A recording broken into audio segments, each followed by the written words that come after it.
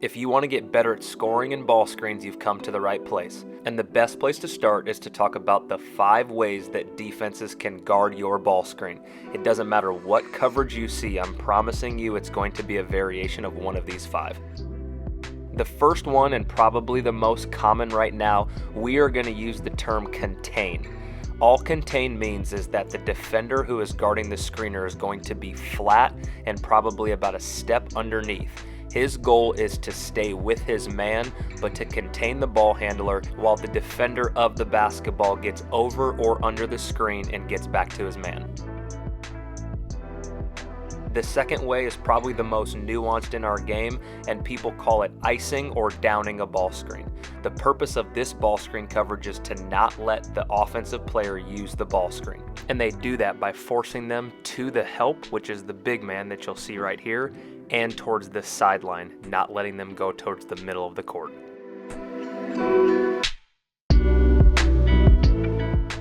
This next way is basically the opposite of contain, and it's called a hedge. In this coverage, the screener's defender is going to come up above the level like you're seeing here and set a hedge for the offensive player to have to go around while his defender gets underneath him and then he recovers.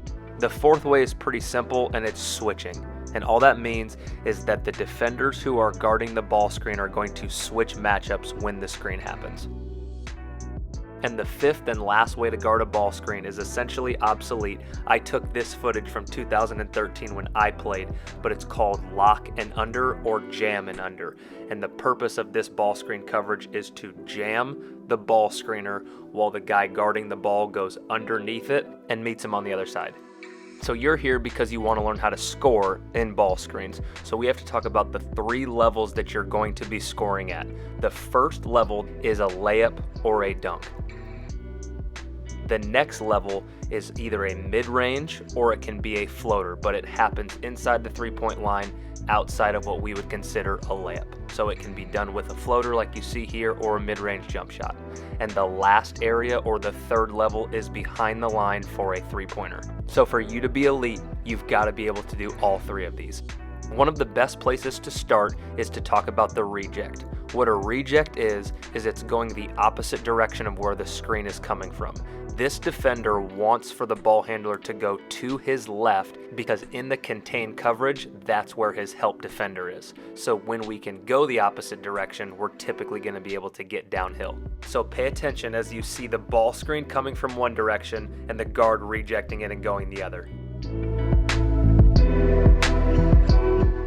And this works against ice ball screen coverage as well. You'll remember that in the ice ball screen, you want to force him away from the middle of the court. So as a ball handler, if you can get back to the middle, again, you're going to have more space to get downhill because the big is shaded towards the sideline.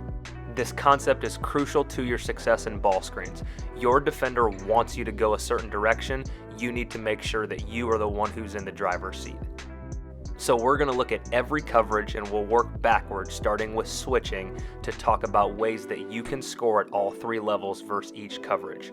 Once you get a switch, you now have a bigger, slower defender on you. Attack him and get to the first level. Some defenders will switch very low, and so you can come off and shoot the 3 if there is space. Not all switches look exactly the same. This is why understanding coverages are important. Miller looks like he's hedging right here on the ball, but they're actually switching. The ball handler recognizes this aggressive switch and he uses the leverage against him and gets downhill for a floater. So it's important during the game that you are paying attention to how defenses are guarding you. There's an aggressive switch, he recognizes I can get downhill against him and gets to the cup. So in review, attack the slower defender and do it quickly, be ready to shoot if the switch is low, and be prepared for an aggressive switch. Let's move on to attacking hedges. Again, hedging is where the defender is going to fly out and try and impede your progress. One of the things that we can do is use the defender's momentum against him and split that screen. As he flies out to try and cut you off, you're going to just slip in between the two and get downhill. Now, a lot of people fall in love with splitting. You can't do it every time. We also need to be able to attack the outside hip of the hedge and get around him, and that can open up shots from 3.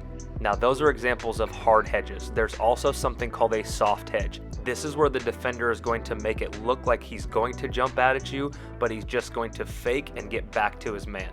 When we can recognize this, we're going to have the opportunity to get downhill once he leaves, and we can get into the mid-range or potentially a layup.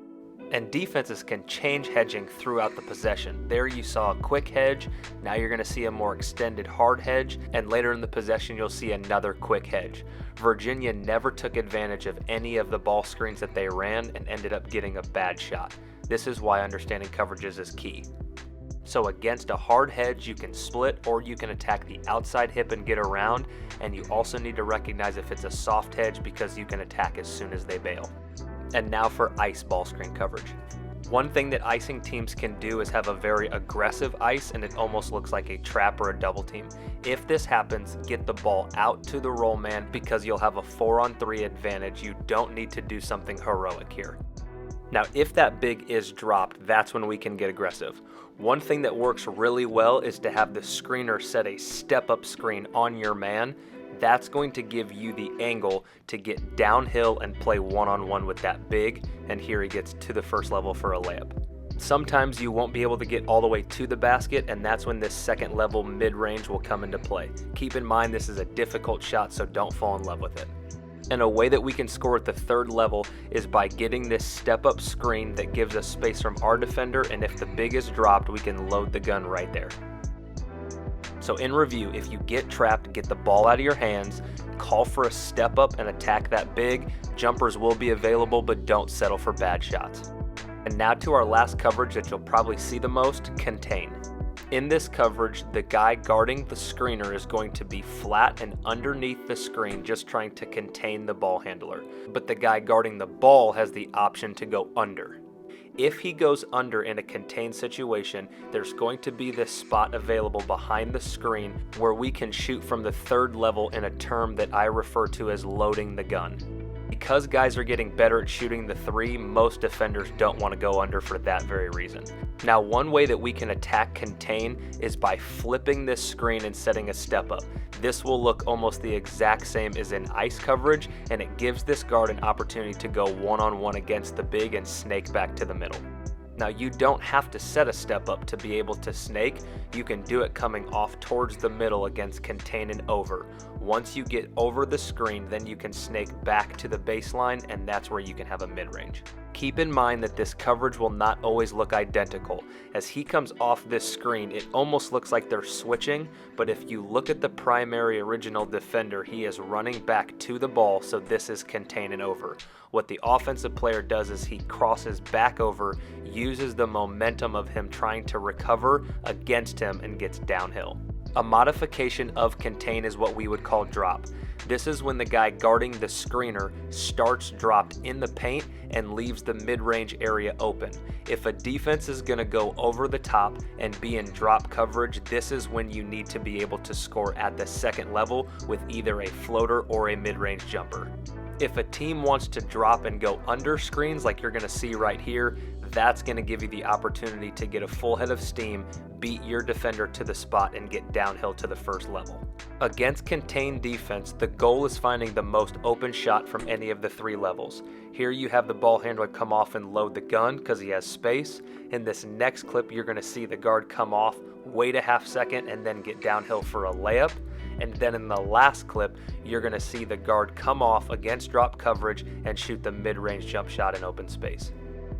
So when it comes to this coverage, all three levels of scoring are going to be available. You've got to recognize whether your man is going over or under and see if the screener's defender is up or dropped before you come off. Guys, there was a lot in this video.